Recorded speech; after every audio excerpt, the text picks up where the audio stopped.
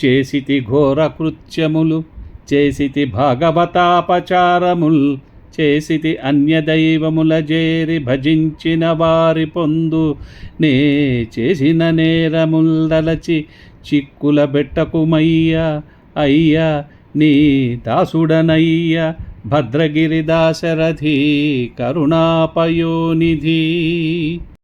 శ్రీమద్ వాల్మీకి రామాయణం బాలకాండ 39 సర్గ 39వ సర్గ. యజ్ఞాశ్వమును దేవేంద్రుడు అపహరించుట, సగరుని కుమారులు యజ్ఞాశ్వమును వెదుకుచు భూమిని భేదించుట.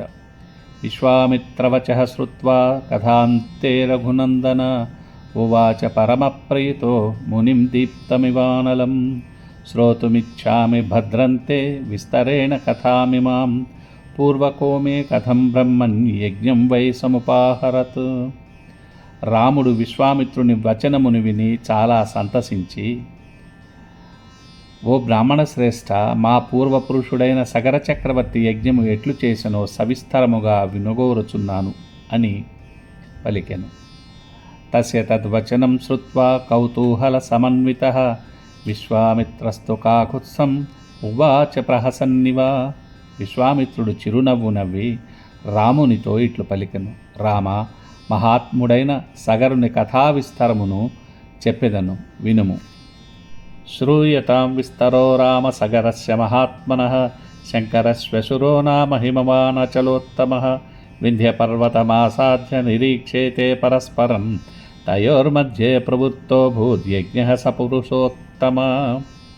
మహేశ్వరుని మామగారైన హిమవత్పర్వతమును పర్వతశ్రేష్టము వింధ్యపర్వతమును చూచుచున్నది.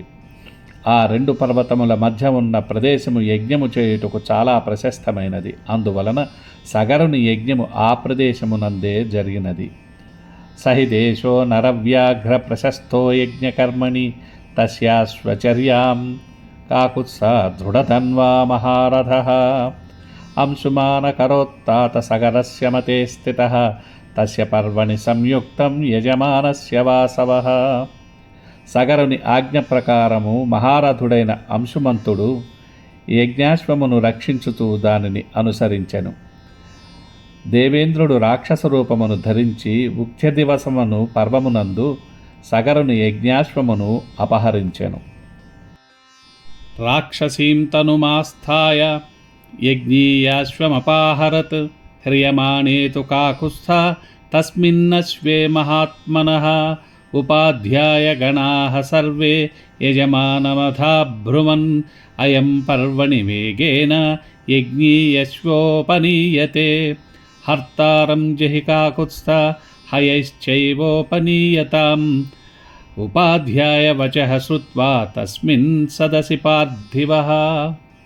మహాత్ముడైన సగరుని యజ్ఞాశ్వము అపహరింపబడుచుండగా ఋత్విక్కులందరూ యజమానునితో, రాజా, ఈ పర్వ సమయమునందు నీ యజ్ఞాశ్వమును ఎవరో వేగముగా అపహరించి తీసుకొని పోవుచున్నారు. వానిని సంహరించి యజ్ఞాశ్వమును తీసుకొని రమ్ము. ఈ యజ్ఞాపరాధము మన అందరికీ అమంగళకరము. అందువలన యజ్ఞములో అపచారము కలుగకుండునట్లు చేయుము అని పలికిరి. షష్ఠిం పుత్ర సహస్రాణి వాక్యమే తదువాచః, గతిం పుత్ర న పశ్యామి రక్షసాం పురుషర్షభాః, మంత్రపూతైర్మహాభాగైరాస్థితో హి మహాక్రతుః, తద్గచ్చత విచిన్వధ్వం పుత్రకా భద్రమస్తు వః, సముద్రమాలినీం సర్వాం పృథివీమనుగచ్చత, ఏకైకం యోజనం పుత్ర విస్తారమభిగచ్చత. సగరుడు ఋత్విక్కుల వాక్యములు విని ఆ యజ్ఞ సదస్సులో ఉన్న 60,000 మంది కుమారులతో, పుత్రులారా, ఇచ్చటకు రాక్షసులు రాజాలరని నా విశ్వాసము. ఏలననగా ఈ క్రతువును జరిపించువారు మంత్రములచే పవిత్రులైన మహానుభావులు. మీరందరూ వెంటనే బయలుదేరుడు. సముద్రములచే చుట్టబడి ఉన్న భూమినంతను వెదుకుడు. యావత్తురగ సందర్శ తావత్ ఖనతమేదినీం, తం చైవ హయహర్తారం మార్గమాణామమాజ్ఞయా, దీక్షితః పౌత్రసహితః సోపాధ్యాయ గణోహ్యహం, ఇహ స్థాస్యామి భద్రం వో యావత్తురగ దర్శనం. మీరు ఒక్కొక్కరు ఒక్కొక్క యోజనము చొప్పున భూమి యొక్క విస్తారమును పంచుకొని అశ్వమును హరించిన వానిని వెదుకుచు అశ్వము కనబడునంత వరకు భూమిని త్రవ్వుడు. ఇది నా ఆజ్ఞ. మీకు యాగాశ్వము కనబడు వరకును దీక్ష వహించిన నేను ఋత్విక్కులును పౌత్రుడును ఇచటనే ఉండగలము అని పలికెను. ఇతి యుక్తా హృష్టమనసో రాజపుత్రా మహాబలాః జగ్ముర్మహీతలం రామ పితుర్వచన యంత్రితాః యోజనాయామవిస్తారం ఏకైకో ధరణీతలం బిబుదుః పురుషవ్యాఘ్ర వజ్రస్పర్శ సమైర్నఖైః శూలైరశనికల్పైశ్చ హలైశ్చాపి సుదారుణైః భిద్యమానా వసుమతి ననాద రఘునందన నాగానాం వధ్యమానానాం అసురాణాం చ రాఘవ రాక్షసానాం చ దుర్ధర్షః సత్వానాం నినదోభవత్. సగరుడు ఇట్లు పలుకగానే మహాబలశాలులు అగు ఆ రాజపుత్రులు ఉత్సాహవంతులై తండ్రి ఆజ్ఞ ప్రకారము భూమినంతను వెదుకుటకు వెళ్ళిరి. ఒక్కొక్కడు ఒక నలుచదరపు యోజనము చొప్పున భూప్రదేశమును వజ్రము వంటి సారము గల నఖములతో బ్రద్దలు కొట్టిరి.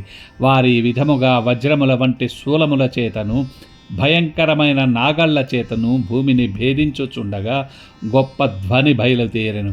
ఎన్నియో సర్పములు, అసురులు, రాక్షసులు, ఇతర జంతువులు నలిగిపోవుటచే సహింపరాని ఆర్తధ్వని బయలుదేరెనది. యోజనానాం సహస్రాణి షష్టిం తు రఘునందన బిబుధుర్ధరణీం వీరరసాతలమనుత్తమం ఏవం పర్వత సంబాధం జంబూద్వీపం నృపాత్మజాః ఖనం తో నృపశార్దూల సర్వతః పరిచక్రముః. ఆ వీరులు 60,000 యోజనముల భూమి పాతాళమైపోవున్నట్లుగా తవ్విరి. పర్వతములతో ఇరుకుగా ఉన్న జంబూద్వీపమును ఈ విధముగా త్రవ్వుచు అంతటను సంచరించిరి. తతో దేవాః సగంధర్వాః సాసురాః సహపన్నగాః సంభ్రాంతమనసః సర్వే పితామహముపాగమన్ తే ప్రసాద్య మహాత్మానం విషణ్ణవదనాస్తదా ఊచుః పరమసంత్రస్తాః పితామహమిదం వచః. పిమ్మట దేవతలు, గంధర్వులు, అసురులు, పన్నగులు అందరూ కలత చెంది బ్రహ్మదేవుని వద్దకు వెళ్ళి మిక్కిలి భయముతో దిగులు చెందిన ముఖములు గల వారందరూ మహాత్ముడైన బ్రహ్మదేవుని అనుగ్రహింపచేసుకొని భగవన్ పృథివీ సర్వా ఖన్యతే సగరాత్మజైః బహవశ్చ మహాత్మానో హన్యంతే జలవాసినః అయం యజ్ఞహరోస్మాకం అనేనాశ్వోపనీయతే ఇతి తే సర్వభూతాని హింసంతి సగరాత్మజః. భగవంతుడా, సగర కుమారులు భూమినంతను త్రవివేయుచున్నారు. పాతాళములో నివసించు ఎందరో మహాత్ములను చంపివేయుచున్నారు. వీడే మన అశ్వమును అపహరించుచున్నాడు, మన యజ్ఞమును చెరిచినవాడు వీడే అని అనుచు కనబడిన ప్రతి ఒక్క ప్రాణిని చంపుతున్నారు అని మొరపెట్టుకొనిరి. ఇతిహార్షే శ్రీమద్ రామాయణే వాల్మీకీయే ఆదికావ్యే బాలకాండే 39 సర్గః. ఇది శ్రీమద్ రామాయణమునందలి బాలకాండలోని 39వ సర్గ. మన సంస్కృతి వాంగ్మయము అపురూపమైనవి. రామాయణ, భారత, భాగవతాలను తరువాతి తరాలకు వినిపించాలనే మా తపనను లైక్ చేయడం, సబ్స్క్రైబ్ చేయడం ద్వారా ఆశీర్వదించండి. మీ అమూల్యమైన అభిప్రాయాలను తెలియజేయడం మాత్రం మరచిపోకండి.